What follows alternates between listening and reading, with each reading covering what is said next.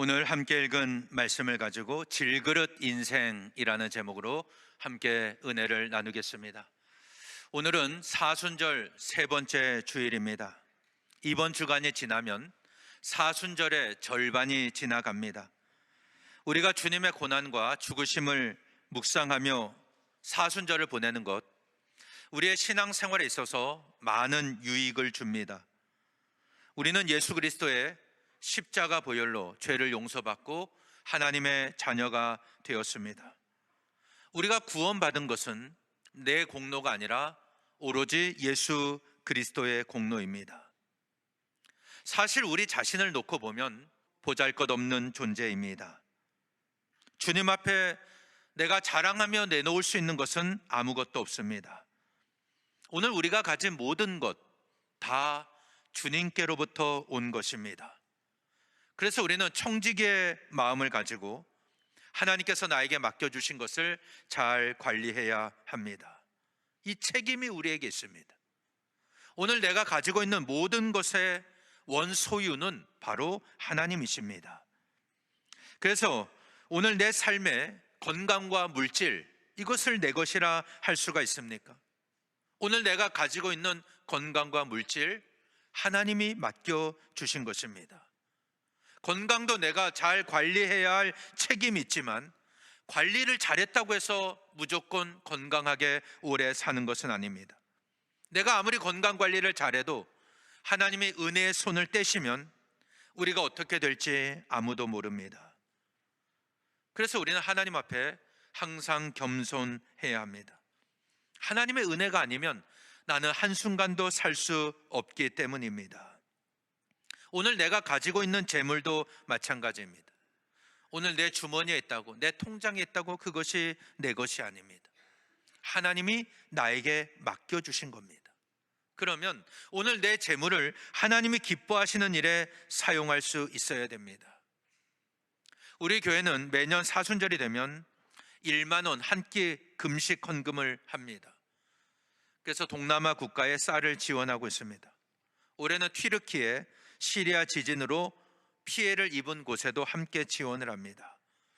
이렇게 하는 이유는 비록 작은 정성이지만 하나로 모아서 그리스도의 사랑과 함께 전할 수 있기 때문입니다.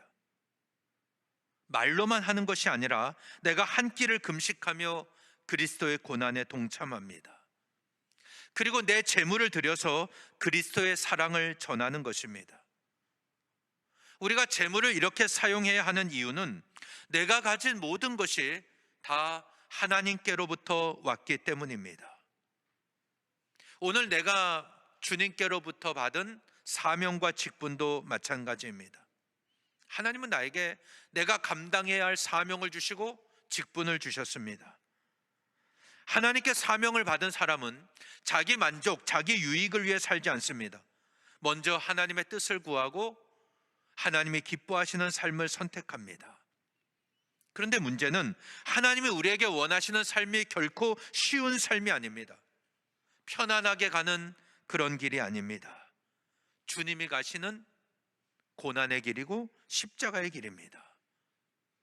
우리가 이 사순절을 보내면서 주님의 고난과 죽으심을 깊이 묵상해야 하는 이유는 하나님이 우리에게 맡겨주신 사명이 있기 때문입니다. 그래서 이 사명을 감당하는 것이 고난의 길을 가는 것입니다. 내게 주어진 사명을 감당하는 것이 십자가의 길을 가는 것입니다. 이런 사명이 없이 내가 직분만 감당을 한다, 그러면 그 사명은 계급이 되고 맙니다. 이런 사람은 교회 안에서 행하는 모든 일에 자기 자신을 드러내려고 합니다. 사명이 계급이 되면 어떻게 되느냐? 하나님의 시선보다는 사람의 시선을 더 의식합니다. 이런 신앙은 작은 고난에도 넘어지는 거예요. 하나님의 영광이 아니라 내 영광을 더 앞세우기 때문입니다. 그러니 자기에게 다가오는 어려움을 견디지 못합니다. 그러다가 결국 시험에 들고 하나님으로부터 멀어지는 인생이 되고 맙니다. 우리가 하나님 앞에 자랑할 수 있는 것 아무것도 없습니다. 오늘 우리가 함께 모여서 예배하는 것 하나님의 은혜입니다. 전능하신 하나님의 손이 우리를 덮으시고 막아주시기 때문에 오늘 내 삶이 평안한 것입니다. 내가 이것을 잊어버리고 하나님 앞에서 교만해지는 순간 하나님은 그 손을 조용히 떼십니다. 그럼 내가 감당할 수 없는 일들이 여기저기서 터져 나오는 겁니다. 그때 내가 수습하려고 해도 아무 소용이 없습니다. 우리는 항상 하나님 앞에 낮아져야 됩니다. 겸손해져야 됩니다. 하나님의 뜻을 구하며 하나님을 의지해야 합니다. 교회의 가장 큰 사명이 무엇입니까? 함께 모여 하나님을 예배하는 것입니다. 하나님은 우리의 예배를 가장 기뻐하십니다. 우리가 하나님의 백성으로서 하나님께 올려드릴 수 있는 최고의 영광이 무엇입니까? 바로 예배입니다. 그래서 이 예배는 내 목숨과도 같이 여겨야 됩니다. 우리는 이 예배를 통해 하나님을 만나고 하나님의 말씀을 듣습니다. 예배를 통해 하나님을 찬양하고 하나님께 기도를 올립니다. 우리가 주일 예배를 드리지 않으면서 하나님을 찬양하고 말씀을 묵상하고 내가 기도를 한다, 이런 분은 많지 않습니다. 거의 없습니다. 주일 예배는 우리 신앙생활에 있어서 중요한 척도입니다. 신앙생활은 주일 예배를 잘 드림으로 시작되는 것입니다. 내가 이 예배를 잘 드리지 않는데 하나님을 사랑합니다, 하나님이 기뻐하시는 삶을 삽니다, 그렇게 할 수가 없는 겁니다. 그래서 우리는 이 예배를 신앙생활의 최우선 순위에 두어야 합니다. 특별히 지금은 사순절 기간입니다. 하나님은 우리를 구원하기 위해 독생자 예수 그리스도, 하나님의 심장에 계신 분을 우리에게 내어주셨습니다. 그리고 십자가에 못 박혀 죽게 하셨습니다. 놀라운 사랑을 우리에게 보여주셨습니다. 우리가 이 사랑의 빚진 자로서 하나님께 올려드릴 수 있는 최고의 감사가 바로 예배입니다. 그래서 구원의 감격과 기쁨 속에서 하나님을 찬양할 때 하나님은 영광으로 받으십니다. 우리가 하나님의 은혜에 감사하고 함께 모여 예배할 때 하나님은 이곳에 임재하시는 겁니다. 그래서 하나님의 영광이 임재하는 교회, 하나님 앞에 쓰임받는 교회입니다. 하나님의 영광이 임재하는 사람, 그 사람이 하나님의 능력으로 주님의 일을 감당합니다. 그러면 거꾸로 말하면 하나님의 영광이 떠나면 우리가 어떻게 됩니까? 우리는 아무것도 아닌 존재가 되고 맙니다. 이스라엘 백성들이 하나님의 말씀을 붙잡고 이 말씀대로 순종할 때는 하나님이 그들을 지키시고 막아주셨습니다. 주변에 어떤 나라도 이스라엘을 넘보지 못했습니다. 애굽에서 종살이 하다가 민족적으로 출애굽한 나라가 없습니다. 오직 이스라엘 백성들만이 출애굽의 은혜를 누렸습니다. 하나님이 그들을 애굽에서 건져내신 이유가 뭡니까? 이스라엘의 예배를 받기 원하셨기 때문입니다. 그들이 하나님을 예배하고 하나님만을 섬길 때 아무도 이스라엘을 이기지 못했습니다. 그러나 그들이 하나님을 버릴 때, 세상을 쫓아갈 때, 눈에 보이는 것만 구하며 살아갈 때 하나님의 영광이 이스라엘을 떠납니다. 이스라엘의 왕은 하나님이십니다. 이스라엘은 하나님이 통치하시는 신정국가입니다. 근데 사사시대의 특징이 무엇입니까? 사사기 21장 25절에 보면 그때 이스라엘에 왕이 없으므로 사람이 각기 자기 소견에 옳은 대로 행하였더라. 이스라엘에 왕이 없어서 사람들이 자기 마음에 자기 뜻에 옳은 대로 행하였다. 이스라엘에 왕이 없었다는 것은 이스라엘 백성들이 하나님을 왕으로 섬기지 않았다는 뜻입니다.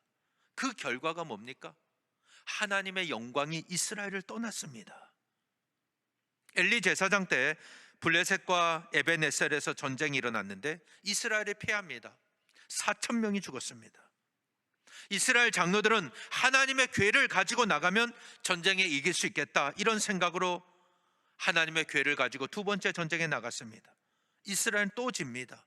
3만 명이 죽고 하나님의 궤는 빼앗기고 엘리의 두 아들 홈리와 비느하스도 죽임을 당했습니다. 그때 비느하스의 아내가 임신하여 아들을 낳았는데 이름을 이가봇이라고 했습니다. 이가봇은 하나님의 영광이 떠났다는 뜻입니다. 하나님의 영광이 이스라엘을 떠났다.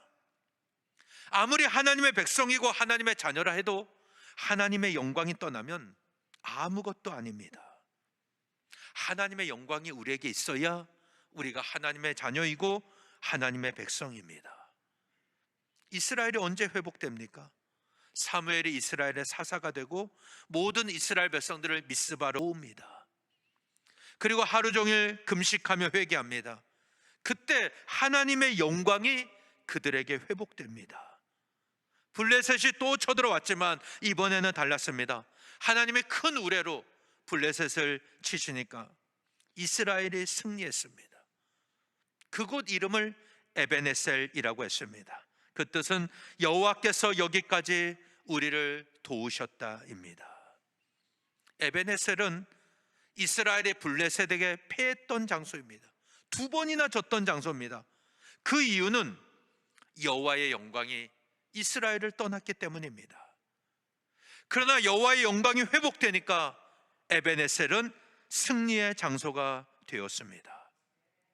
오늘 우리의 신앙도 마찬가지입니다. 우리가 하나님의 자녀이고 하나님의 백성이 될 수 있는 것, 하나님의 영광이 우리와 함께하고 있기 때문입니다. 하나님의 영광이 이곳에 임하면 우리는 존귀한 하나님의 백성입니다. 그래서 우리는 주의 영광이 이곳에 임하도록 기도해야 합니다. 예배할 때마다 하나님의 영광이 임하도록 은혜를 사모해야 됩니다. 우리가 존귀하기 때문에 하나님의 영광이 임하는 게 아니라 하나님의 영광이 임하니까 우리가 존귀한 것입니다. 그렇다면 우리가 하나님 앞에 나 자신을 자랑할 수 있습니까? 하나님보다 다른 것을 더 의지하고 바라보는 순간 하나님의 영광은 우리를 떠나는 겁니다. 하나님의 영광이 떠나면 아무것도 아니라 그랬습니다. 그때는 뭘 해도 안 됩니다. 다시 하나님 앞에 돌아와야 됩니다. 철저하게 회개하고 하나님 앞에서 낮아져야 합니다. 그럴 때 회복이 시작되는 것입니다. 하나님의 영광이 회복되면 불가능하던 일들이 가능해집니다. 매번 넘어지고 실패했던 일들을 성공합니다. 이스라엘의 블레셋과 이길 때 하나님은 큰 우레를 바라셨습니다. 내가 생각하지 못했던 놀라운 방법으로 하나님은 우리를 이기게 하십니다. 그래서 우리는 철저하게 하나님 앞에서 낮아져야 하고 하나님만 의지해야 합니다. 오늘은 사순절 3번째 주일입니다. 우리가 주님의 고난을 깊이 묵상하면서 오늘 나에게 주어진 십자가를 지고 주님을 따르는 삶, 어떤 삶이겠습니까? 하나님 앞에서 내가 연약한 존재임을 고백하는 겁니다. 그리고 하나님의 능력으로 하나님이 맡기신 사명을 온전히 감당하는 삶입니다. 내게 능력이 있어서 감당하는 게 아닙니다. 하나님이 연약한 나에게 능력을 주셔서 하나님의 일을 감당하게 하시는 겁니다. 그래서 사도 바울은 오늘 본문에서 우리의 인생을 질그릇 같다 이렇게 말씀하고 있습니다. 고린도후서 4장 7절에 보면 우리가 이 보배를 질그릇에 가졌으니 이는 심히 큰 능력은 하나님께 있고 우리에게 있지 아니함을 알게 하려 함이라 이렇게 말씀하고 있습니다. 질그릇은 흙으로 만든 값싼 그릇입니다. 그래서 연약하고 쉽게 깨집니다. 질그릇을 귀하게 쓰는 사람은 없습니다. 막 쓰는 그런 그릇입니다. 질그릇이 깨졌다고 안타까워하는 사람도 없습니다. 그런데 사도 바울은 우리가 이 질그릇과 같은 존재다라고 말씀하고 있습니다. 이것은 사실 사도 바울 자신을 향한 고백입니다. 그는 하나님 앞에 항상 자신의 약함을 강조했습니다. 고린도후서 11장 30절에 보면 내가 부득불 자랑할진대 내가 약한 것을 자랑하리라. 내 약함을 자랑하는 거예요. 고린도후서 12장 9절 나에게 이르시기를 내 은혜가 내게 족하도다 이는 내 능력이 약한 데서 온전하여 짐이라. 자신의 약함을 자랑합니다. 고린도후서 12장 10절에서는 내가 그리스도를 위하여 약한 것들과 능력과 궁핍과 박해와 곤고를 기뻐하노니 이는 내가 약한 그때에 강함이라 이렇게 말씀하고 있습니다. 사도 바울은 한결같이 자신의 약함을 자랑합니다. 내가 약해야 하나님만 의지하기 때문입니다. 내가 약할 때 하나님만 바라보기 때문입니다. 그러면 하나님의 은혜가 임하는 것입니다. 사도 바울은 이것을 오늘 본문에서 질그릇으로 표현을 했습니다. 우리는 질그릇 같은 존재이지만 이 질그릇에 보배가 담겨 있기 때문에 존귀하게 쓰임을 받는 것입니다. 그러니까 질그릇이 귀한 게 아니라 이 그릇에 담겨 있는 보배가 귀한 겁니다. 이 보배는 무엇입니까? 오늘 본문 앞에 보면 고린도서 4장 4절에서 이렇게 말씀합니다. 그 중에 이 세상의 신이 믿지 아니하는 자들의 마음을 혼미하게 하여 그리스도의 영광의 복음의 광채가 비치지 못하게 함이니 그리스도는 하나님의 형상이니라.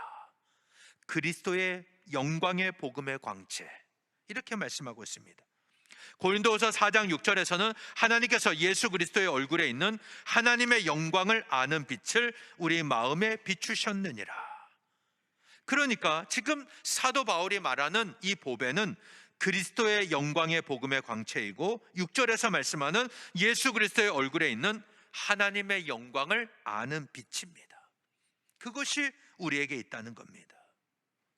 우리는 질그릇처럼 연약하고 보잘것없는 존재이지만 예수 그리스도의 얼굴에 있는 하나님의 영광을 아는 빛이 내 안에 담겨 있기 때문에 우리가 존귀한 하나님의 백성으로 쓰임받을 수 있는 것입니다. 그러니까 내가 귀한 게 아닙니다. 내 안에 있는 하나님의 영광이 귀한 것입니다. 이런 사람은 내 힘이 아니라 주님의 능력으로 주의 일을 감당합니다. 이는 심히 큰 능력은 하나님께 있고 우리에게 있지 아니함을 알게 하려 함이라. 오늘 본문은 이렇게 말씀합니다. 능력이 어디 있습니까? 하나님께 있습니다.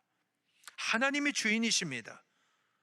우리가 이것을 온전히 고백할 때 아무리 연약하고 부족해도 내 능력이 아니라 하나님의 손에 붙잡히면 하나님이 우리를 사용하십니다.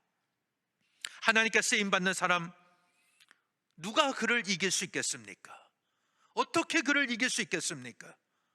세상의 눈으로 보면 골리앗이 이기고 애굽의 바로의 군대가 이기고 예루살렘을 에워쌌던 아수르의 사내립 18만 5천 명의 군대가 이기지만 하나님은 하나님만 의지하는 연약한 다윗이 이기게 하셨습니다.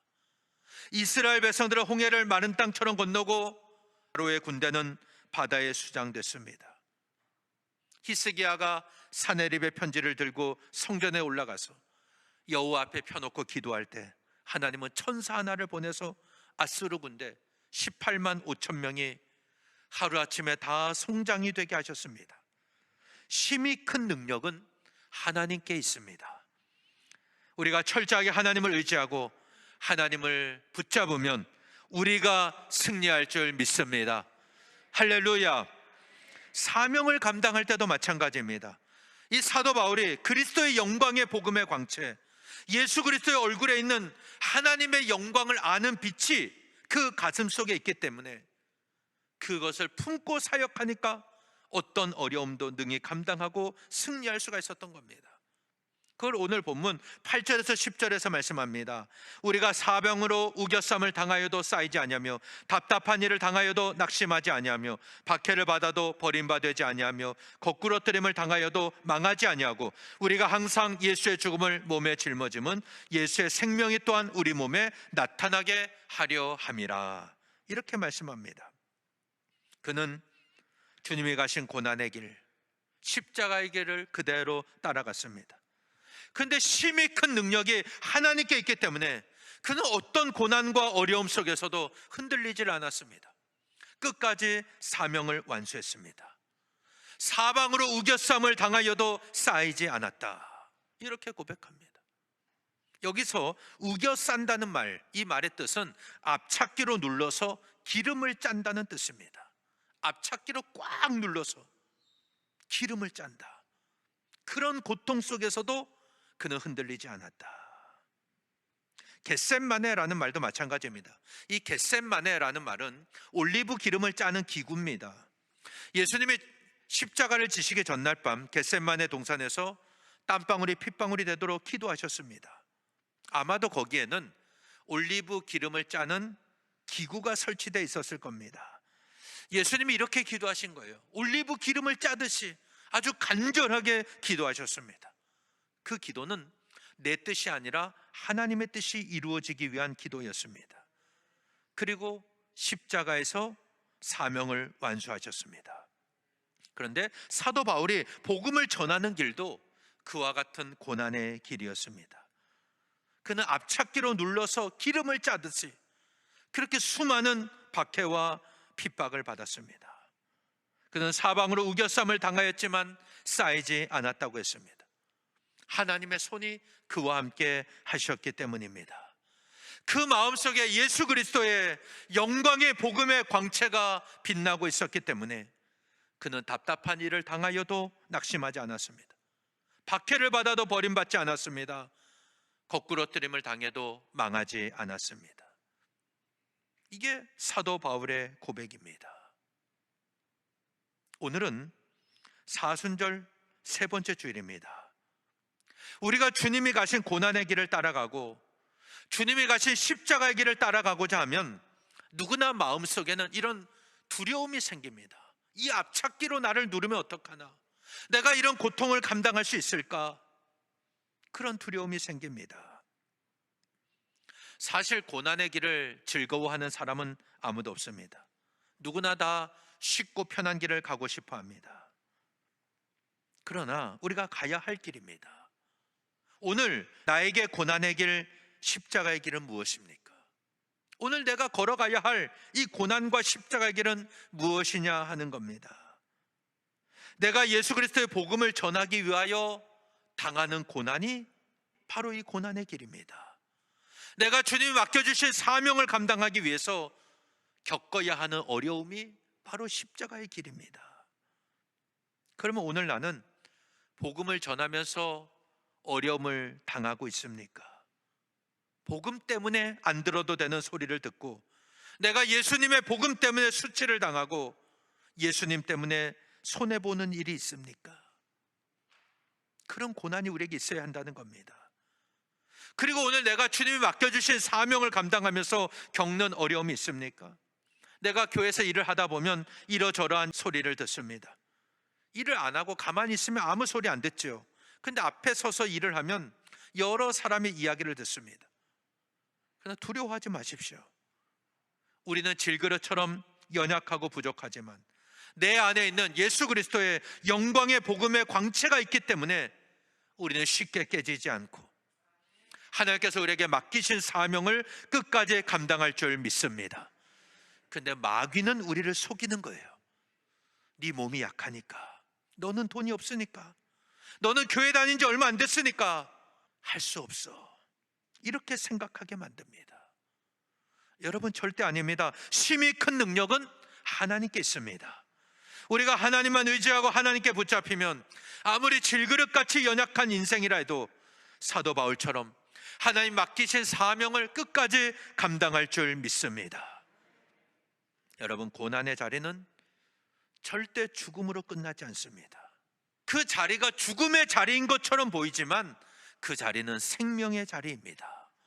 오늘 말씀 10절에 보세요. 우리가 항상 예수의 죽음을 몸에 짊어짐은 예수의 생명이 또한 우리 몸에 나타나게 하려 함이라, 이렇게 말씀합니다. 사도 바울은 예수 그리스도의 죽음을 넘어선 부활을 말씀하고 있는 겁니다. 내가 죽을까 봐 두렵습니까? 죽음으로 끝나지 않는다는 겁니다. 설령 죽어도 부활한다는 거예요.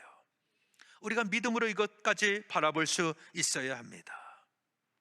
오늘 우리는 이 시대를 살아갈 때 복음으로 인해 고난받다가 죽음까지 이어지진 않습니다. 예수 믿는다고 나를 핍박하고 나를 죽이고 그런 시대가 아닙니다. 그러니까 오늘 우리가 살아가는 이 시대는 너무나 좋은 시대를 살고 있습니다. 그런데 우리가 고난받기를 두려워하여 복음을 전하지 않고 하나님 나에게 맡기신 사명을 감당하지 않는다면 하나님의 영광이 떠난 질그릇이 되고 말 것입니다. 그럼 어떻게 되겠습니까? 작은 유혹, 작은 시험에도 넘어지는 거예요. 쉽게 깨지는 실패한 인생이 되고 말 것입니다. 오늘은 사순절 세 번째 주일입니다. 우리 모두 주님이 가신 고난의 길, 십자가의 길을 온전히 따라가는 여러분 되시기를 바랍니다. 질그릇처럼 연약한 인생이지만 내 안에 있는 예수 그리스도의 영광의 복음의 광채, 그것으로 인해 우리에게 심히 큰 하나님의 능력이 임하여 우리가 세상을 이기고 죄를 이기며 하나님 맡기신 사명을 끝까지 완수하는 저와 여러분 되시기를 바랍니다. 그리하여 우리 모두 하나님의 능력의 손에 붙잡혀서 하나님께 쓰임받는 믿음의 성도가 되시기를 예수님 이름으로 간절히 축원합니다.